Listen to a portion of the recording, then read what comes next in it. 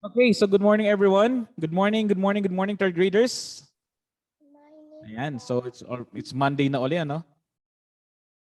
The only day that we have na merong class for this week since nag-announce sa si Ms. Mayet that on Wednesday nawala na kayong classes, okay?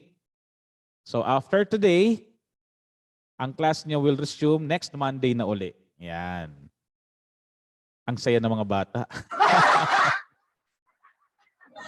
Napakahaba ng bakasyon nyo. Okay, so we're still in lesson 3. You know, i-continue lang natin yung lesson 3, which is the computer system. And today we're going to, i-continue yung discussion, ano? But first, review muna tayo ng last lesson natin, okay? Review. Okay, so unmute lang kayo every time that you want to recite, okay?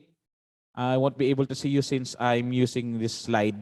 Natatakpan kayo, okay? Natatakpan kayo ng aking slide. Okay, the parts of the process, parts of the system unit. So itong nasa taas, what do you call this one?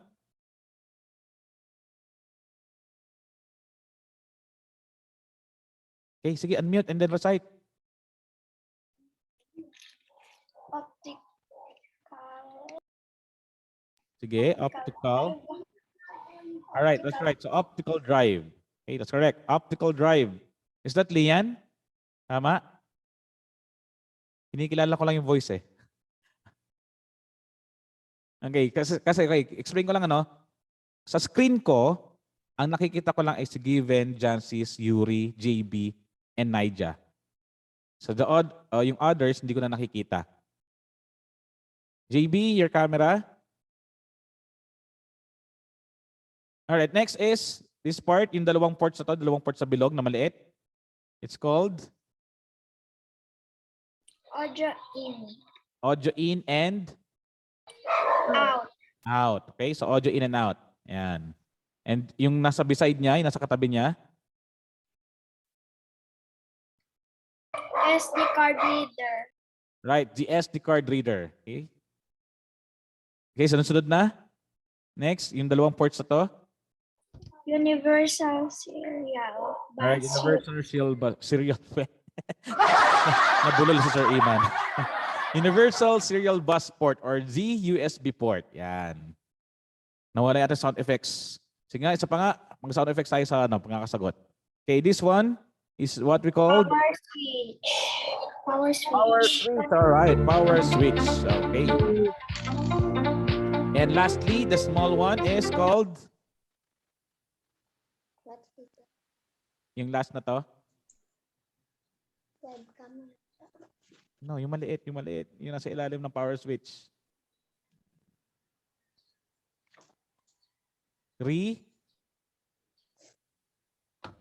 Ayun, wala na. So it's called the wala nakasagot. It's called the reset switch, okay? All right.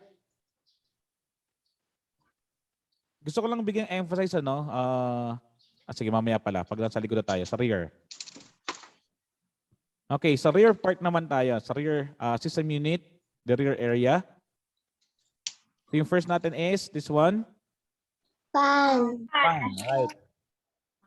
Sorry, naglabasan sila lahat. So this is the PS2 port. In dalawang to is this is where you connect your keyboard and mouse. The parallel port is where you connect your dot matrix printer. Next one, yung color blue. Ano yung color blue na to? VGA port. Right, VGA port. The next, yung nasa ilalim ng VGA port. USB port. Yes, the USB ports. Yung katabi ng USB ports. This is where you connect your computer to the internet. LAN port. LAN port. Right, that's a LAN port. Tama, LAN port. Hindi sa airport. Okay, yung ilalim naman ng LAN port and the USB ports. Audio jacks. All right, audio jack. So, pwede rin tawagin siya na audio in and out, okay? And then, lastly, itong last part, itong ilalim to. Expansion slots. All right, expansion slot. So, ito yung gusto kong bigyan ng emphasis, ano? Yung expansion slot. It is labeled expansion slot sa module nyo. But in reality, the expansion slots could be found on your motherboard. So ito yon. Okay? So they are part of your motherboard where the controller cards are plugged in. Okay? So ito yung mga controller cards, ano? Yung una kong example is the video card. Ano pa yung iba? Meron pang tatlo. PVI. Okay, the multi input-output parallel port. So meron pang dalawa.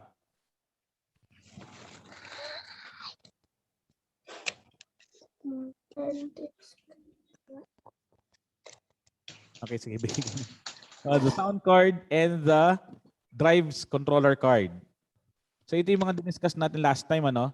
So they are plugged in sa expansion slots. Okay? And so pansin yung dulo, ano? So these are the sound cards. Ito yung kanyang stainless part. Ito yung mga ports niya. Ito yung port ng parallel port. Ito yung ports ng video card. So once na plug in nyo siya dito sa expansion slots, kapag kinabit nyo siya dyan, yun ang makikita nyo dito sa dulo. Okay? Tingnan nyo, ito yung VGA card. Ito naman nasa ilalim, ito yung maraming ports na yan. Ito yung sound card. Okay? So yung dulo lang ng ating controller cards ang makikita natin dito sa rear part ng system unit. Okay? So pag wala kayong nakita na nakalitaw dyan, so it means walang nakakabit sa ating expansion slot. Okay? So yun lang naman. Gusto ko lang bigyan siya ng emphasize yung expansion slot na to. Para lang mas unawa niyo, no? Mas maintindihan niyo yung expansion slots. Alright? So there you have it. Video card, multi-input-output parallel port, sound card, and the drives controller card. Okay. So punta na tayo sa ating main discussion, which is the keyboard and its parts. Okay? So we already learned before that the keyboard is an input device. Tama ba? Input nga bang keyboard? Yes or no? Okay, tanggalin ko lang yung aking camera, no? Kasi natatakman ko yung keyboard.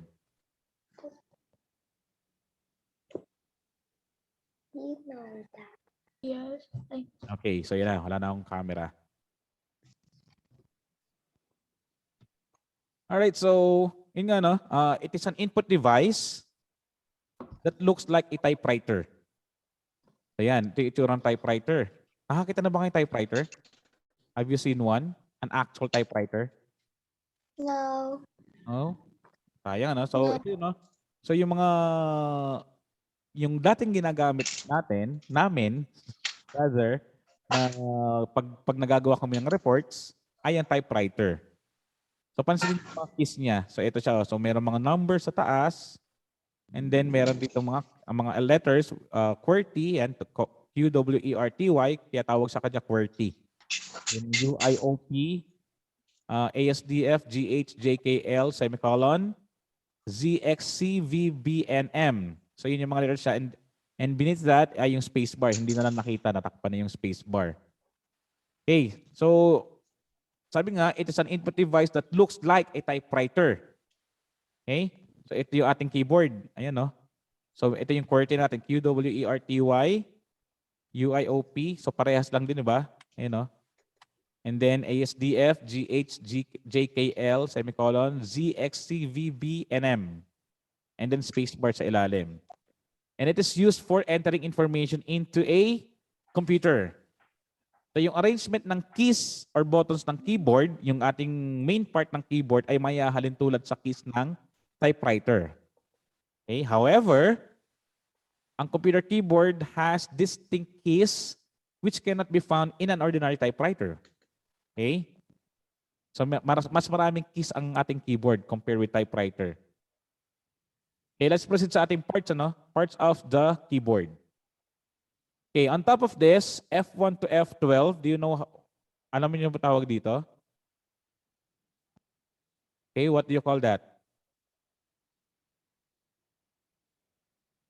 Yung F1 to F12.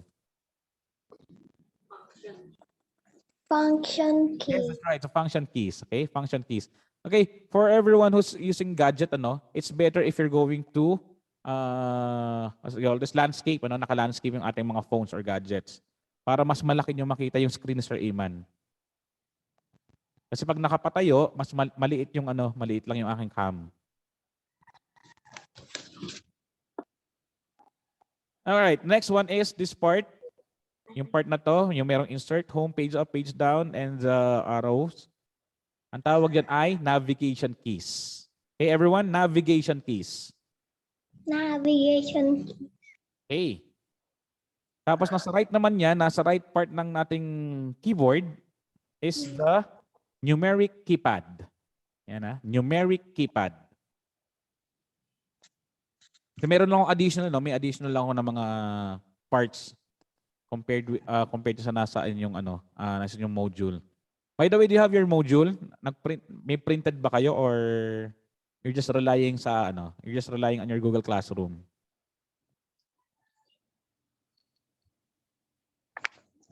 At wala siya.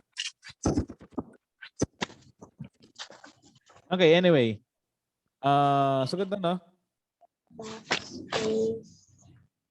Okay, next is this main part ng ating keyboard is meron pa palang arrow keys. So arrow keys is also part of the navigation keys. Ayan, arrow keys. So arrow keys, ayan, simple as that. Kasi may mga arrows siya. Okay? And then this main part na mukhang typewriter is called the typewriter area. Okay, the typewriter area of our keyboard. Okay, so let's take a closer look sa bawat parts starting with the typewriter area. Okay, so typewriter area or the typewriter keypad. Okay, pwedeng area, pwedeng keypad. So it consists of letters of the alphabet, may numbers, punctuation marks, and special keys. So ito yung part na yon. So look closer, makikita niyo yung mga numbers sa bandang itaas. Okay? Kasama rin yung mga punctuation marks. Nasa bandang gitna naman yung ating letters, yung ating alphabet. And nasa bottom yung space bar. Okay, nasa sides naman yung mga special keys like tab, caps lock, shift, control, alt menu, and enter. Okay, so that's typewriter keypad. Or the typewriter area, rather. Okay, tapos within the typewriter area is what we call the number keys. The number keys are just found above the letter keys of the typewriter keypad. So yung numbers niya, it ranges from 0 to 9. Pero yung arrangement niya is 1 to 9 and then 0. Is there something wrong pa ba, JB, with your camera? Okay, pwede ka mag-chat if there's something wrong with your camera and microphone. Okay, next is punta tayo sa bandang taas ng keyboard. Okay, so function keys. So function keys naman ay may special functions that perform specific tasks. So they are F1 to F12. Makikita niyo yan sa bandang itaas ng ating keyboard. And they are used to enter commands quickly. Okay, and their functions differ from other programs to another. So like F1, yung F1 usually yung help key. So if you need to ask for a help, so just press F1. Yung F4 naman, I use this often with Alt. So kapag Alt, sinamahan mo ng F4, it will close your program, kung ano man yung it will close it. Or kung gusto mo naman mag-shutdown ng computer without using the mouse, so Alt F4 lang. So just Alt F4 and then enter, then it will shut down your computer. Sir, meron po pong camera? Yes, meron na. Okay, F5. F5 naman is used, gaya dito sa aking presentation sa Microsoft PowerPoint, for you to be able to see my presentation na naka full screen, I'm using F5, okay? So yan. So pag hindi naka F5, ganyan ang itsura ng aking presentation. Okay? So if I'm not using the F5, ganyan ang itsura niya.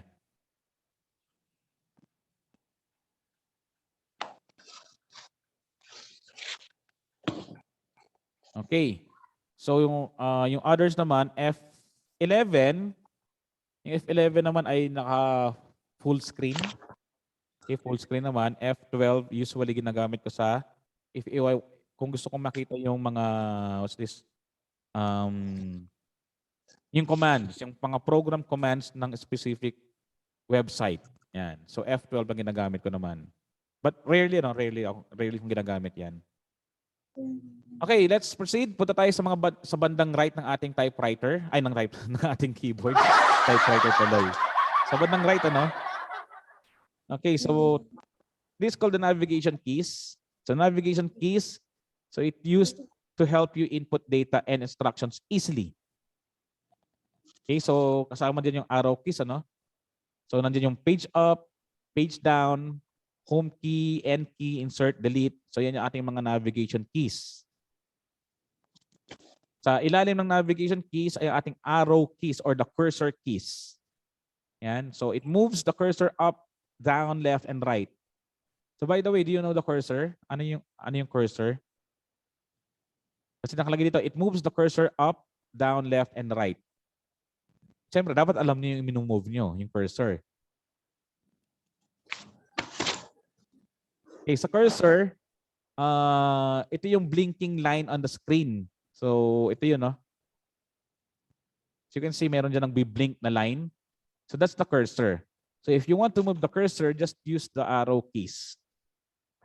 Okay, and arrow keys are also included sa ating navigation keys. Okay, included sa navigation keys din yan. Okay, next natin ay, okay, naunawaan ba yung ating discussion for today? Mabilis lang to. Okay, all about keyboards lang, ano? So numeric keypad. So the keys here are arranged like that of a calculator. Okay, so mukha siyang calculator, yung pagkaka-arrange ng keys niya, yung pagkaka-arrange ng keys ng ating numeric keypad. And the numlock LED, so ito yung numlock LED natin, so it reflects the status of numlock key. Okay? So if it's not switched on, kung hindi nakailaw ang ating numlock LED, so it will the numlock function won't or the numlock keypad won't function. Okay, so hindi gagana yung mga numbers na yan kung naka-off ang ating numlock LED. So instead, it will function the cursor and navigation keys.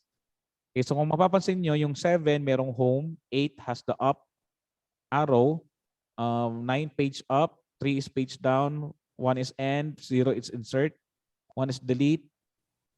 Tapos yung arrow keys nasa 4, 8, 6, and 2. So kung halimbawang ang ating numlock LED is off, so yung magfa-function yung nasa ilalim na yan. Okay, yung mga home, page up, page down, page end, and the arrow keys, yun ang magfa-function niya. So para mapailaw natin yung numlock LED at mapagana yung ating numeric keypad, you just have to press the numlock key or the numlock button na makikita nyo on the top left corner of your numeric keypad. So yan. So yun ating switch ng ating numlock status, okay? So that's a switch. Kung gusto mong i-turn off ang ating numlock keypad, numeric keypad, so just press numlock key. Kung gusto mong i-switch on, same pa rin. So ito rin ang ating pipindutin, numlock key. Okay? So sabi niya sa definition, the keys are arranged like that of a calculator, no? So meron din siyang mga mathematical symbols. Okay? So like plus, gamit sa addition yung plus, yan. The minus signs for subtraction, the asterisk, gamit sa multiplication, and the forward slash for division. Alright? Okay, so that's it for our discussion. And since you don't have any classes anymore, but still, gusto kong ibigay yung assignment nyo. Kasi mahaba naman yung inyo, mahaba yung inyong bakasyon. And you'll be able to do this. So I just want you to draw a keyboard. Okay? Draw a keyboard along bond paper or Oslo paper. Yun lang naman. Okay? Sa Monday pa naman to next week. Okay? Monday next week pa ang pasahan. So you have, may mahaba kayong time para makapagawa nito.